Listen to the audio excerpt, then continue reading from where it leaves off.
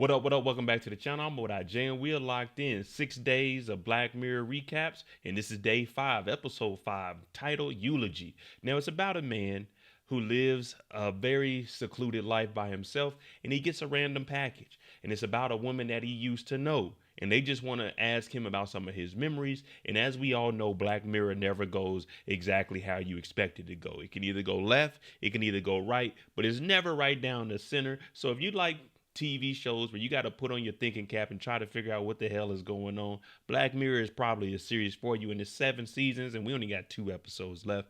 Hit that subscribe button, turn on your notification bell so you get something every time I upload. Make sure you hit that like button. And hey, man, we on that road to 75,000 subscribers. You are not in a Black Mirror episode, so help a brother out. Hit that subscribe button. But let's jump into it. This is episode 5 of Black Mirror on Netflix, Eulogy. We start the episode off with Philip, our main character, and we've seen that he's grown old by himself. He's out here in his garden, he's dethroning his roses, and he ends up getting a phone call. The phone call comes from a company named Eulogy, and they're trying to get in contact with different people that may have known this lady by the name of Carol. Now, initially they say Carol Bateman or something along that line, and he doesn't know who that is. But then they say Carol's maiden name, and he's saying, oh, yes, I do know her. And they're saying, well, what we're trying to do is put together a memorial for her, an immersive one, where we take everyone's thoughts and we just combine that. Now, the funeral is going to be held in London, and he's in the United States, and he's thinking, well, I can't afford to go to London, but he knows who this Carol lady is. Now, this company says, we'll send you over a package. Now, they get a package that's sent over by a drone from DHL, and inside it's a little piece that we've seen in multiple episodes. We actually seen it in episode 4, and you've seen it in other seasons that you put on your head and they kind of get into your brain. But instead of reading the manual or everything, he tells this thing to skip the intro because it's talking to him and it's a responsive device. So the device says, go ahead and put this on your head, and we're going to get some thoughts about you and Carol. Now, this device is talking to him, and what they're saying is, what are some of your memories about Carol? Do you have any? And Philip, as I mentioned earlier, he's a little bit older, so he's saying, nah, I don't remember anything, nothing like that. That was decades ago. So the thing says, do you have any pictures, preferably between like 6 and maybe 50 pictures? Because if it could see the pictures, maybe it'll refresh your memory.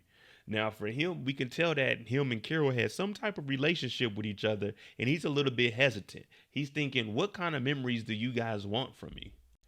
Now, Philip, he goes and finds 3 photos. Now, they're saying at a minimum they want 6, but they can process up to 1,500.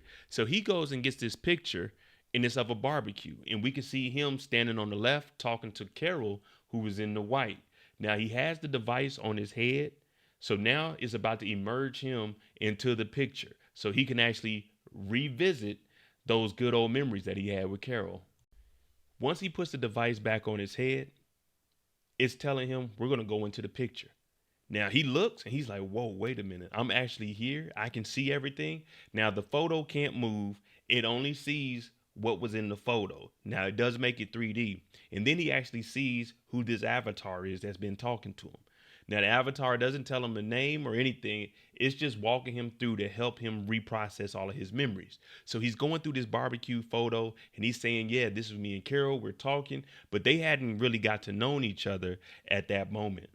Now, as they progress through the other 2 pictures, we find a photo from a little house party, a kickback. You know how it is. Now, this is in the early 90s, 91, I think it is. Now they go through here and he can't really remember too much stuff, but he sees some of his friends, they smoking, there's a lot of drinking. But this is when him and Carol really get to know each other, and we find out that Carol actually played the cello. And the avatar is telling Philip, music actually helps. Whenever you hear that old song, it reminds you of when you were younger or when you were in a good moment, sometimes in a sad moment. So if he can remember any music that was playing, this will help. And it was actually a song that was playing. So the avatar starts to play it. Now the 3rd photo is him in the hallway, and he didn't know anyone took it, but it's a photo of him in the hallway. And we know that Carol was on the inside of the door because she played the cello and she actually made a song for him. But we can't see who Carol is, and we haven't seen her face yet because she's in the doorway. And remember, we can only see what was in the photo, and that's all he can see. So he's really just looking into an empty room at this moment.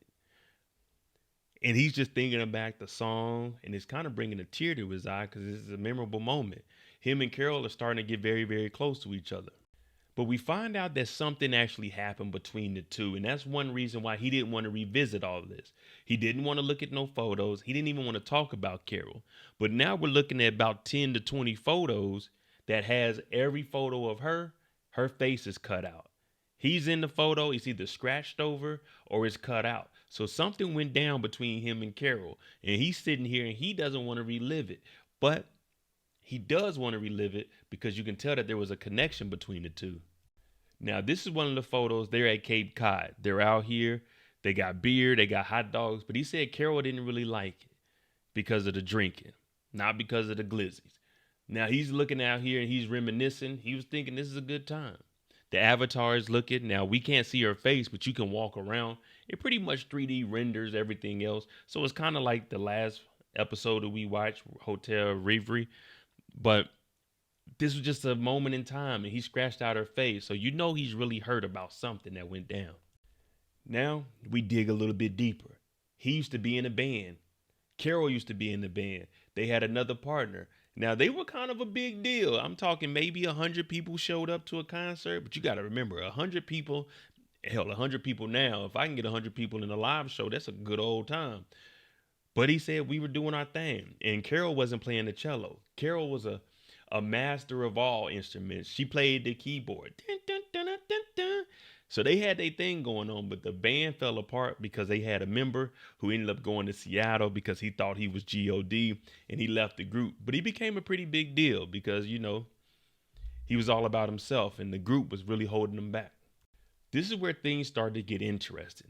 The girl at the bar that we see on the very left of the screen, her name is Emma. She was a part of the crew. Now, he worked at the bar. Emma worked at the bar. Carol, she's sitting next to some guy. And she's upset because she was a little bit jealous that Emma and Philip had a close relationship. So she's sitting with a guy, and Philip doesn't know that Carol really likes him. But Carol doesn't know that him and Emma, they aren't really a thing, but they're close, and you know what that can lead to. So he thought that Carol was with whoever she was all night. But turns out she wasn't. She went to go party on the other side. So the avatar is kind of catching Philip up because he's only remembering things from his perspective. But these photos are showing us something different. Now we're getting into the thick of it. Well, there was a birthday photo. And the avatar is saying, how did you take this photo? There wasn't no selfie sticks. There wasn't no timers back then. Well, it turns out Emma's in the room, and this is on his birthday. Well, Carol, she's over in London because one of the friends took her over there to put her in the orchestra for 6 months.